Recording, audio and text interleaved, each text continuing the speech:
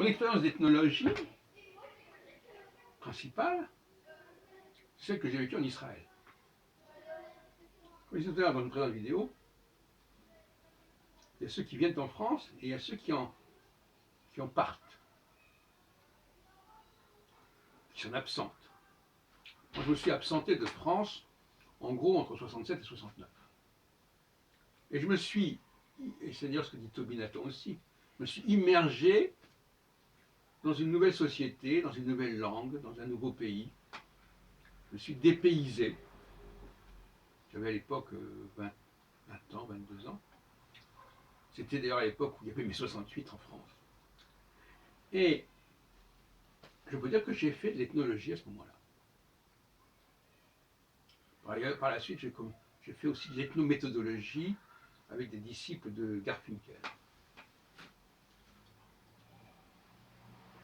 Alors,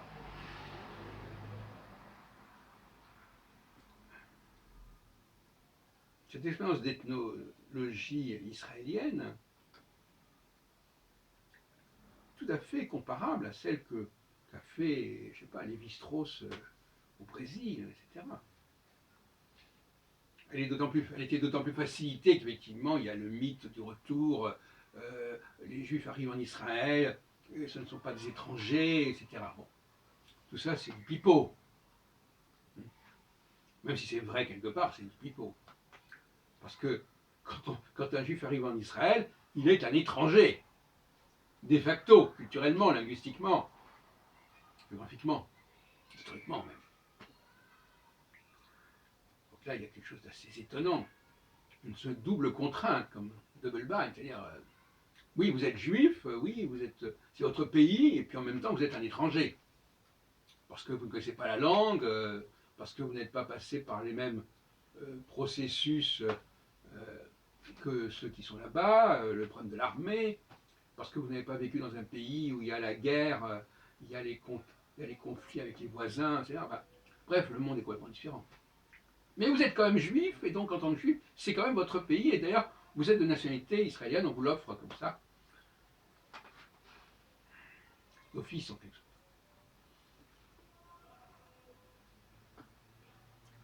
Donc, oui, c'est très intéressant d'avoir été ethnologue en Israël. Et d'ailleurs, ça m'a marqué, parce que 50 ans plus tard, j'ai toujours ce bagage israélien, ce bagage hébraïque, que la plupart des juifs français n'ont pas, paradoxalement. 90% des juifs français ne connaissent pas la langue hébraïque. Ils ne savent canonner quelques phrases, quelques lignes sur des livres de prière, mais c'est pas connaître l'hébreu, ça. Parce que les problèmes de l'hébreu, tel qu'il est pratiqué ainsi, en France, on peut très bien lire de l'hébreu sans comprendre un mot de ce qu'on lit. En Israël, c'est différent, parce qu'en Israël, on ne peut pas tricher, comme à la synagogue. Ce qui est écrit, et tout n'est pas écrit. Si vous n'avez pas déjà un bagage au niveau linguistique, de la langue, un bagage oral en quelque sorte, vous ne pouvez pas lire l'hébreu. Vous ne pouvez pas le comprendre, même quand vous le lisez, vous ne pouvez pas le lire. Mais même comprendre, vous ne pouvez pas le comprendre, puisqu'il n'y a pas les voyelles. Et donc le mot, il faut chaque fois se demander qu'est-ce que c'est que ce mot, ça fait fonctionner énormément le cerveau. C'est pour ça que je disais dans une autre vidéo que cette expérience israélienne a été très profitable sur le plan de la gymnastique intellectuelle.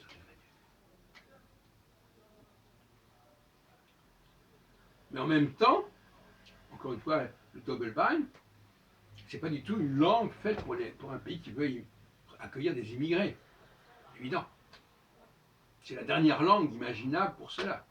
C'est une langue qui ne peut favoriser que ceux qui sont nés là-bas, qui ont pris l'habitude de décoder immédiatement ces caractères qui n'ont pas de voyelles. Donc le pauvre immigré juif, soi-disant, qui revient dans son pays, est complètement dérouté. On aurait pu au moins accepter un hébreu en écriture latine, comme ont fait les Turcs pour leur langue. Même pas. Et quelles sont les conséquences de cela? Les conséquences de ça, c'est que quand les Juifs arrivent là-bas, eh bien, ils ne parlent même pas l'hébreu. Ils apprennent parce qu'il faut connaître quelques bribes, mais finalement, ils continuent à parler leur propre langue, ils se regroupent d'après leur langue d'origine. Et comme je le disais il y a longtemps, en France, on est juif, et en Israël, on est français. Et être français en Israël aujourd'hui, c'est pas si évident que ça, parce qu'il y a l'exemple de l'Afrique du Nord, de l'immigration marocaine, etc., et de Sarfocaïm, et c'est pas évident. Et donc, quand vous parlez avec un accent français, on peut toujours vous assimiler avec ces Juifs d'Afrique du Nord.